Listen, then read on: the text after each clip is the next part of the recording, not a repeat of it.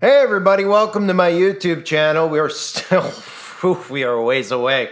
I wanted to do a video talking about evolution and physics and metaphysics, and of course, the process of channeling, all these things that people have been taught through meditation and are learning, this new age type of Christianity, subliminal persuasion, self-hypnosis, all of this stuff which is extremely toxic and of course has nothing to do with Christianity. People who are trying to find their inner God, so to speak, the same stuff that Freemasons are taught, that they're their own gods, they teach throughout a lot of religions. And of course, the scam that is evolution that we all know about, and science, right? I mean, it's really a conspiracy, evolution, but the fact that people take it as fact and take God as someone who doesn't exist, and they think that God and Jesus Christ are some type of fable is pretty incredible. Now, for those of you who are awake for a long time, I'm sure you've seen a lot of videos on people discovering where the Ark has been and other things that have been found that have been hidden in Saudi Arabia that prove God's existence.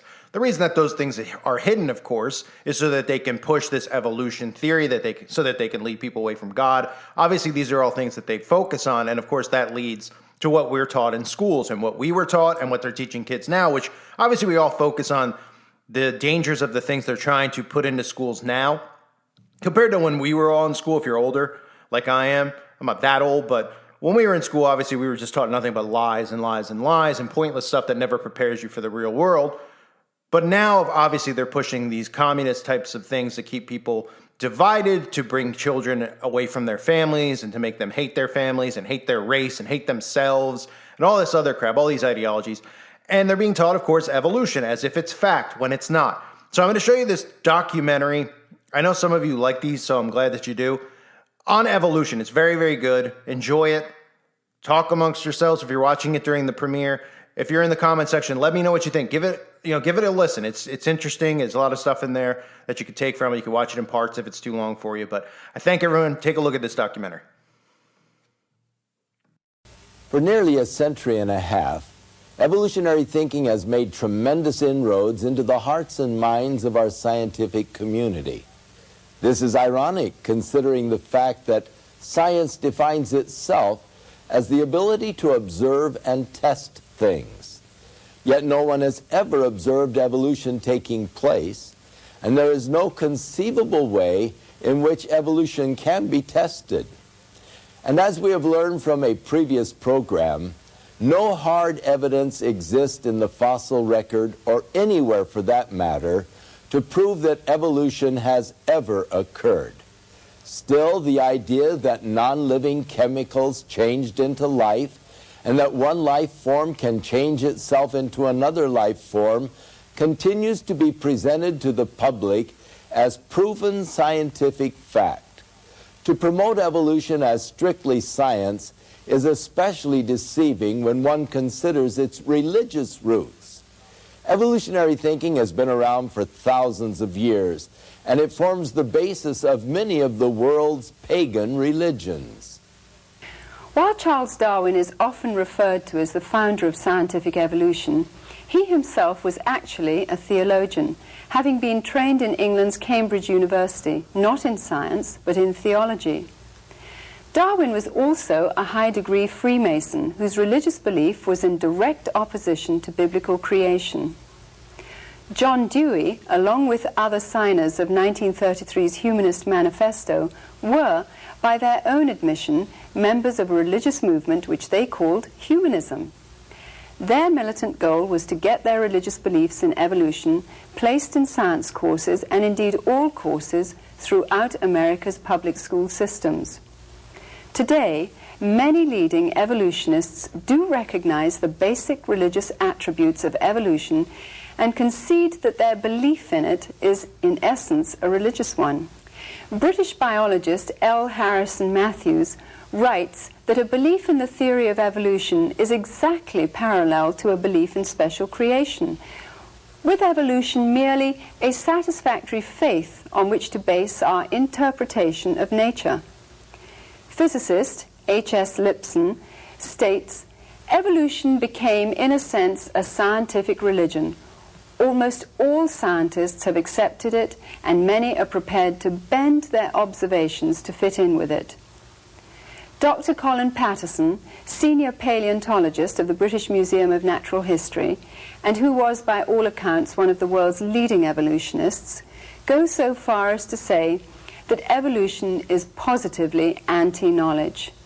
With today's cry sounding even louder for separation of church and state, we have to ask why one religious thought, evolution, is being advanced with our tax dollar in the public schools and museums, while the other perspective, special creation, is being censored. In the year 1925, schoolteacher John Scopes was on trial for presenting evolution as science. Scopes was eventually found guilty, but not before a dangerous precedent was established. For the first time in a U.S. court of law, the existence of a creator God was challenged.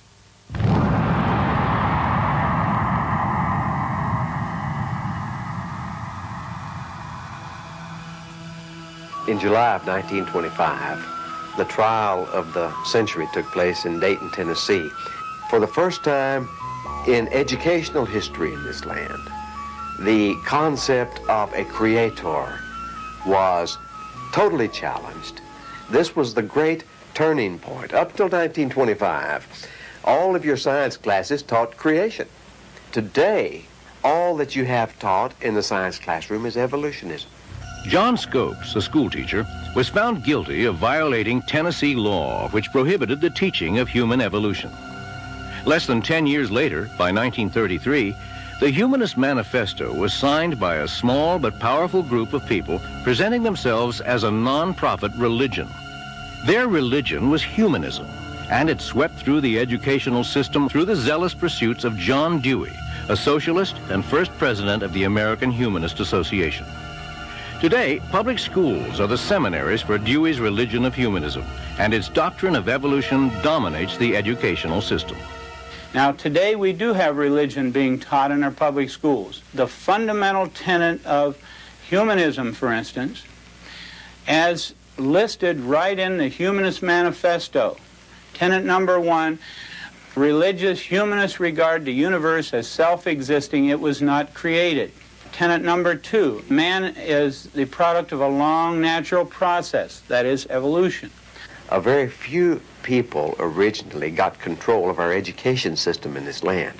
One of the things that was imperative for them to push through their programs was evolutionism. Most people do not believe that evolution happened. The fact that most scientists do, or practically all scientists do, is in a sense neither here nor there, because in fact we would like the ideas to get across to our students. The thing that the average Christian in America has never realized is that his tax dollars pay the school teacher's salary, they pay for the textbooks, and yet most parents still will not say one word about anything that happens in that classroom that disturbs them. For parents to allow a godless indoctrination in evolutionism is just unthinkable. Thousands of children are bused daily to our museums as part of school-sponsored field trips, where they're given crash courses in evolution. And just like in the Soviet Union, this religion of atheism is presented as fact, with no alternate viewpoints allowed to be expressed. Attorney Wendell Bird argued the case for balanced treatment of creation science and evolution before the U.S. Supreme Court. He is author of the book, The Origin of Species Revisited. To me, the basic issue is academic freedom, because no one's trying to exclude evolution from public schools while teaching a theory of creation. Instead, the evolutionists are trying to exclude alternatives, while, in general, defending the exclusive teaching of evolution. Well, I think creationism should be taught in schools simply because all good ideas should be taught in schools. I think we shouldn't be afraid of ideas, whether we oppose them or whether we're for them. I think we should expose everyone to both sides of the issue. 86% of the American public believes that the theory of evolution ought to be taught along with the scientific theory of creation, according to an AP NBC News nationwide poll. I think creation should be taught in schools because it's a part of what we are. I think it should be taught with an open mind, without religious intonations. Lawyers nationwide, more than 2 to 1, agree that it is constitutional to teach the theory of creation along with the theory of evolution. And lawyers better than 2 to 1 believe that both should be taught in public schools. Yes, creation should be taught in schools. Equal time should be given to evolution and creation. 42.3% of biology teachers believe in teaching a theory of creation along with the theory of evolution. And the same is true of school board members, 2/3, according to a poll by the American School Board Journal. The fact is that contrary to all of the smoke, the great majority of the American public feels that it is unfair to teach just the theory of evolution. No more than 6% have ever wanted only evolutionism taught, but there is such total domination and control in the scientific community that we still are placating the 6% of the people in this land who believe there is no God and believe that the universe created itself. Well, since there's no one answer and you can't prove the past yet, then both ideas should be taught. The only fair approach is to let the children hear all of the scientific information and make up their own minds.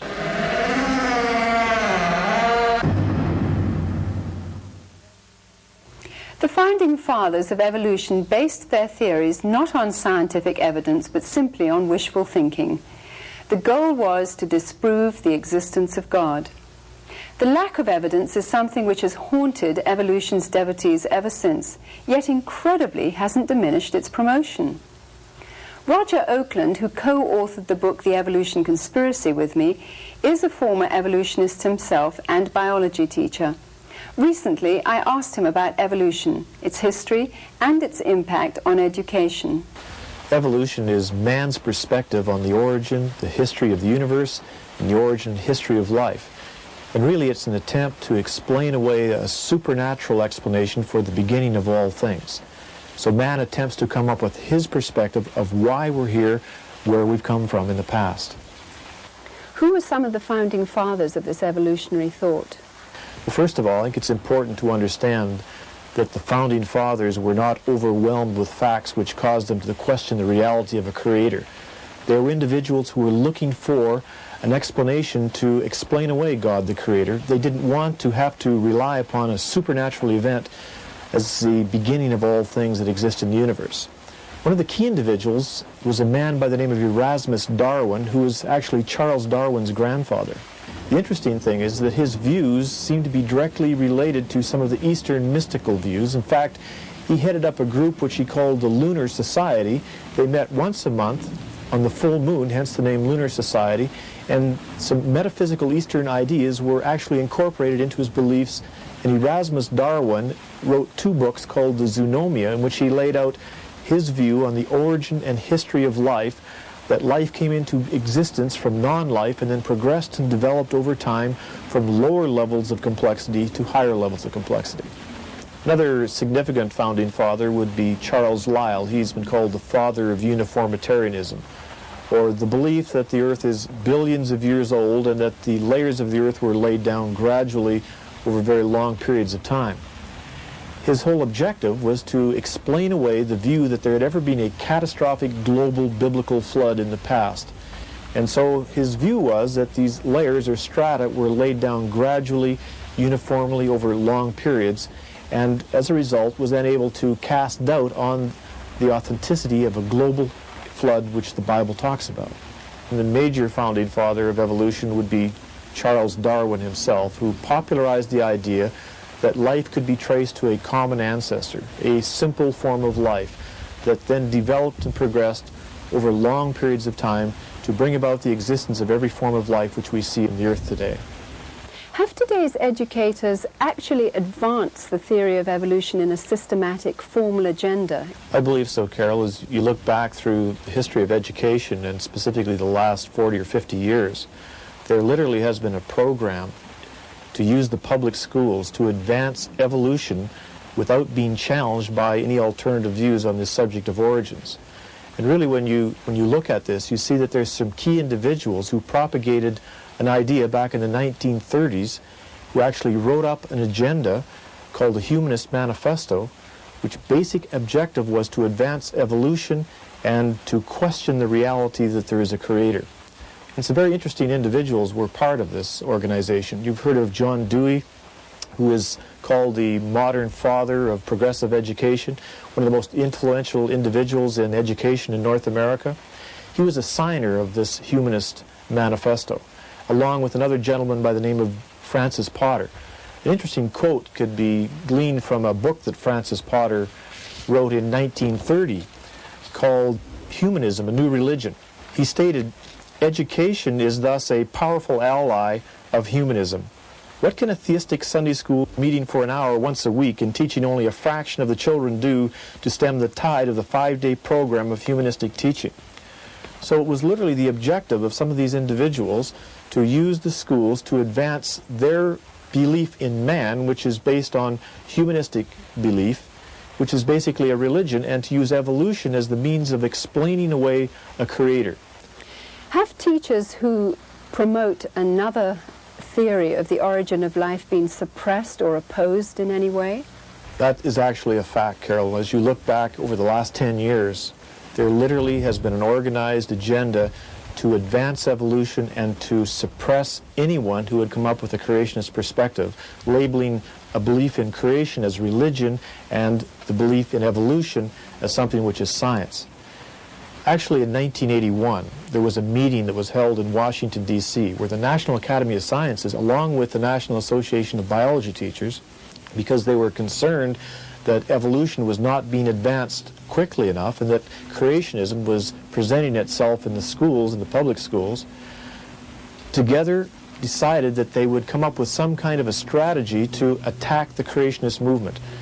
And this meeting, you can read about it in a science publication, Science Volume 214, November 6th, 1981, describes some of the people who were at the meeting and what their objectives were. And Frank Press, who was the head of the National Academy of Sciences, then was instructed that he should meet with influential people to see what they could do to stop creationism from being presented in the public schools.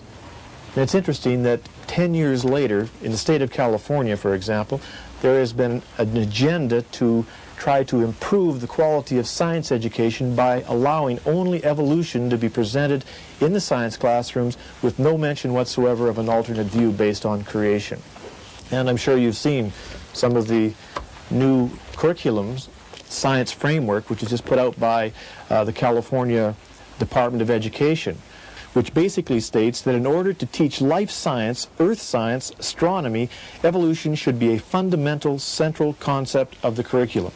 Evolution, which Darwin described as descent with modification, is the central organizing principle in life science.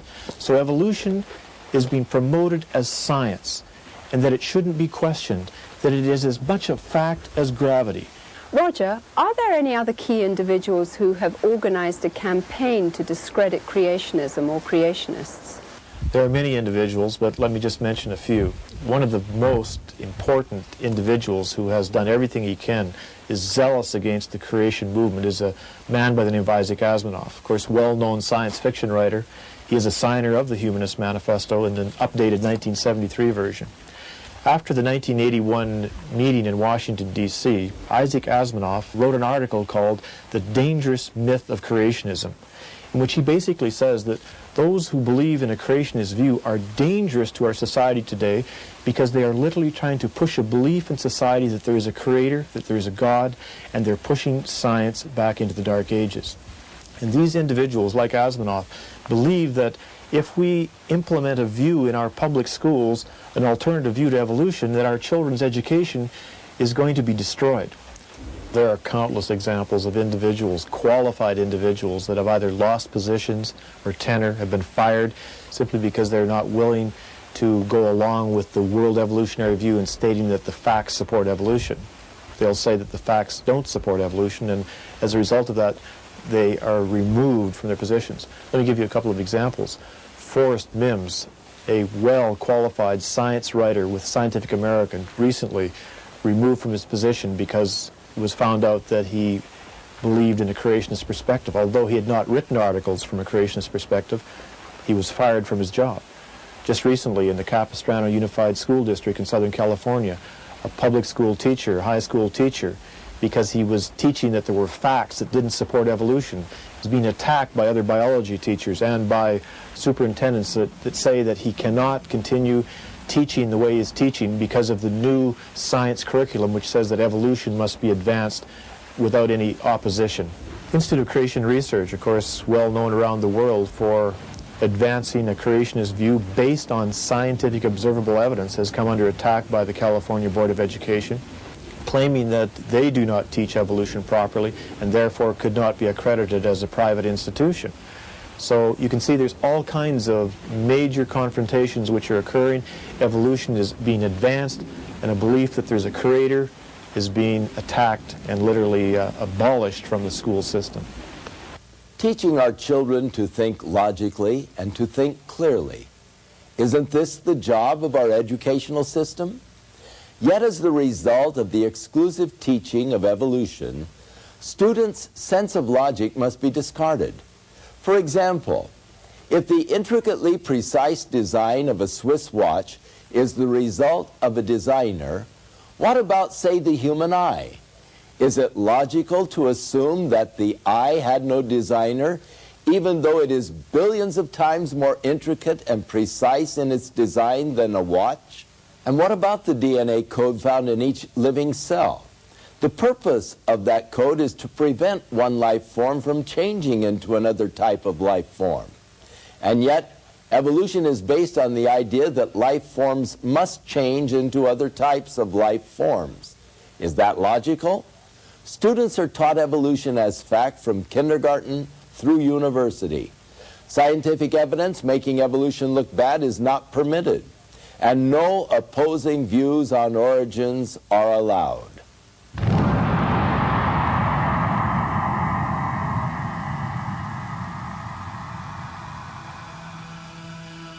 Should other concepts of how life got started be taught in the public schools? I don't think creationism should, because creationism is a thinly disguised religious doctrine, which has got no place in the separation of church and state. The main issue that is always raised in opposition to teaching all the scientific evidence on the subject of origins is that it violates separation of church and state to teach evidence that doesn't happen to support evolution. People should simply be able to hear the truth. A fact is a fact. You don't throw it out just because it happens to agree with the Bible. That doesn't make it religious. Teaching a theory of creation is constitutional because the Constitution was written in the context of the Declaration of Independence, which refers to creation and even to a creator.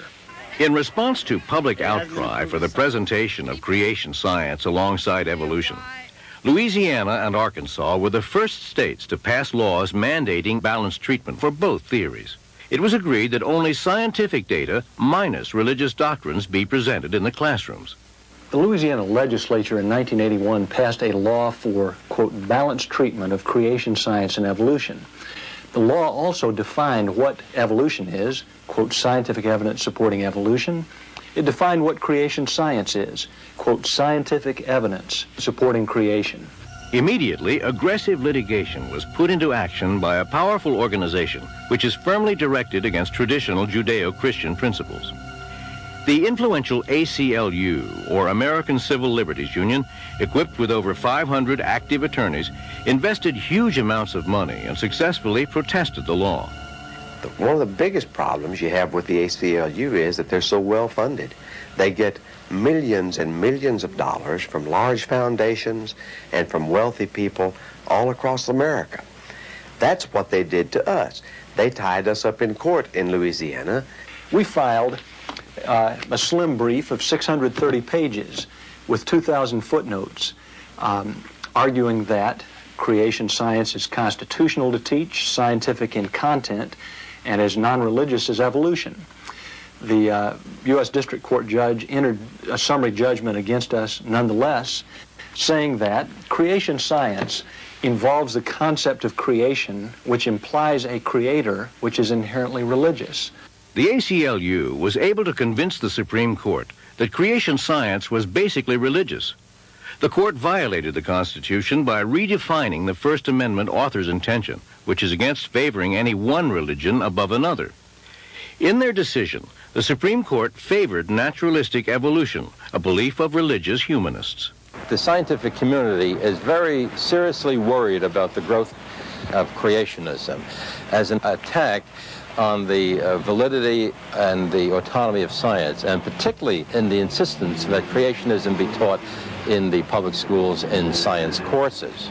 There's a very strong network and general feeling that creation, theories of creation, maybe theories of abrupt appearance, are a menace to science. Let me mention several organizations that actively today try to prevent it from being taught in public schools.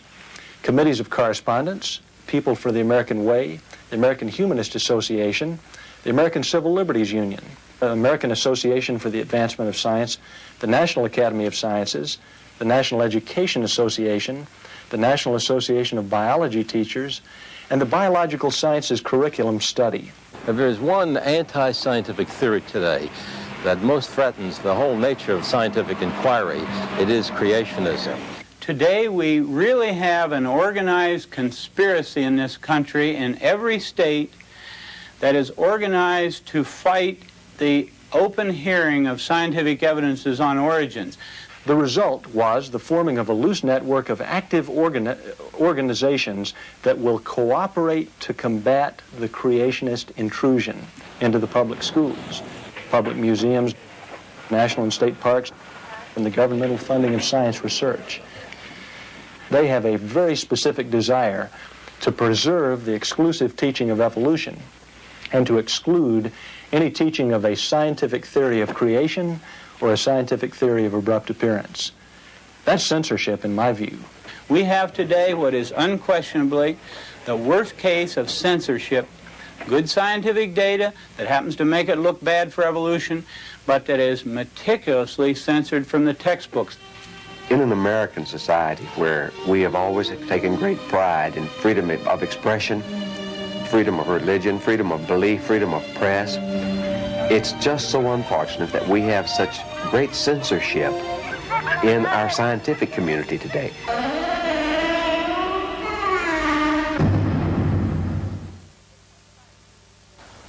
Could you talk about some of the ways that today's scientists are promoting pagan thought or metaphysical theories through evolution? I found, Carol, that there is another trend that's occurring in our society today. While creationism has been labeled religious and every effort made to remove it from the public school classroom, Eastern religion is being advanced as science and is being accepted and endorsed. They're also saying that in the future, man will take another step of evolution to a higher level of consciousness, literally advancing onwards towards a new species. So we're talking about a new dimension, an elevation of consciousness into a higher dimension, which is basically a metaphysical idea. And these ideas are being advanced by many prominent people and are literally being endorsed by many educators. This idea of an elevation to a higher level of consciousness is an ancient idea. It originated in Babel. It was a belief of the Hindus, who believed that a serpent force or a psychic force would lead one on upward into a higher dimension, a higher elevation of consciousness. In this book here, called Kundalini for the New Age, by Gopi Krishna, the author states, "I've sown the seeds of what I consider to be the most pressing need of mankind, namely information about the evolutionary mechanism in human beings slowly drawing the race to a golden future of harmony, peace, and happiness." And he says that Kundalini Yoga, a practice, by ancient Hindu practice, is something that needs to be incorporated into our society today, should be introduced by science to our generation to make this next step of consciousness occur in our time. So metaphysical ideas are being endorsed as science, and believe me, they are being welcomed by many educators and being advanced in the education system. What are some of the examples and ways that today's educators are bringing paganism into our schools? Well, Carol, in my office I have shelves of material and documentation that parents have brought me from various public schools of how their children are being indoctrinated with Eastern religion. But let me give you one example. Here is a book that has been used in a public school classroom in Southern California. It's entitled Meditation for Children. And the author, by her own admission in the back cover of the book, claims that she is an educational consultant for many school districts. She has taught transpersonal psychology and meditation to all age groups in the California public schools. Her books have been sponsored by superintendents of several school districts and by church leaders as effective educational tools. Then she says, much of knowledge from which we draw in learning to use meditation to get in touch with this great wisdom inside us comes from Eastern meditators, many Hindu and Buddhist. So religious ideas are being accepted in the public school classrooms, and they're masquerading as science. And the author goes on to say that these techniques and these therapies are necessary in our educational system today to allow us to take another step of evolution. This is exactly the same deception, the same lie that has been repeated throughout history over and over again. Ancient pagan practices are being reincorporated into our society today, and the public schools are being used to spread them and propagate them. It's apparent that evolution is playing an important role in the pagan invasion today. From your perspective, what are the reasons? Solomon, the Bible claims, is one of the wisest men that ever lived, said there's nothing new under the sun. History merely repeats itself. And in the past, when man willingly removed God from his thinking and trusted in himself, the pattern was that he turned to a metaphysical, supernatural, fallen spiritual dimension. It has happened many times. And every time that that occurred, when man trusted in himself rather than God, he turned to the fallen spiritual realm. Evolution today has been the means by which God has been removed from our thinking. Evolution is literally a gateway to the gods. And this New Age belief that elevation of consciousness can attain godhood is the same belief that the ancients believed in. It began in the Garden of Eden. It was repeated at the Tower of Babel. And it occurred over and over throughout Old Testament history. Once more, history is repeating itself in our generation. Today, many students are not only being denied good science, they're being force-fed a pagan Hindu occult religion in its place. In giving credibility to evolution, science has moved from the realm of physics to metaphysics.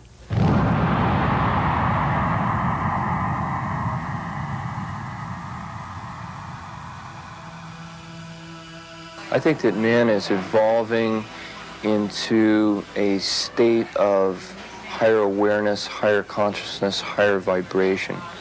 And I think that the best representation that we have of man's movement in that direction is what's going on in the consciousness movement, New Age movement.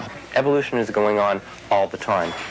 Many people believe, and I believe, that the purpose of life is to grow, and that you grow as much as you can in each lifetime. And of course, we believe in reincarnation. One prominent world religion today gaining much popularity through celebrities like Shirley MacLaine is known as the New Age movement or the New Consciousness movement.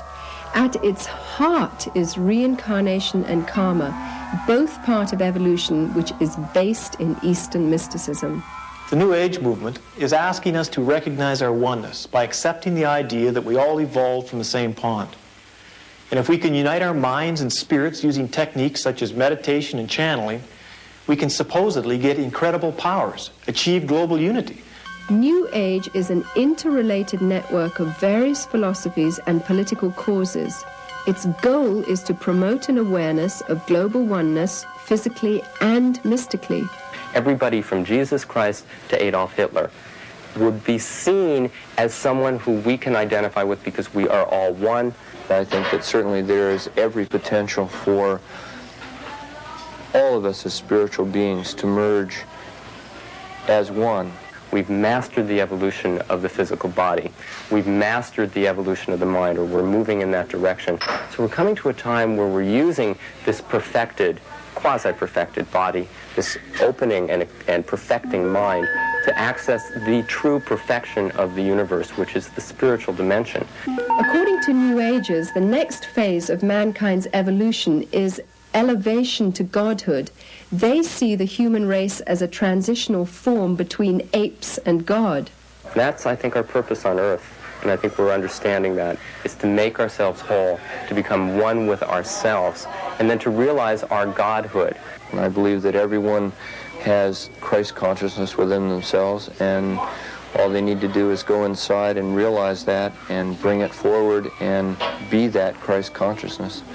Evolution, whether biological or mystical, is man's way to explain away God and his creation and put man in God's place.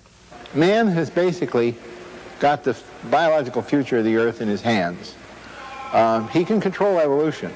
We're in a time now where man is literally taking control of his own evolution, taking control of where mankind goes, both individually and collectively. I believe that the New Age movement is heading into the mainstream of American consciousness, and I think that it's going to get there by exposure in the mass media.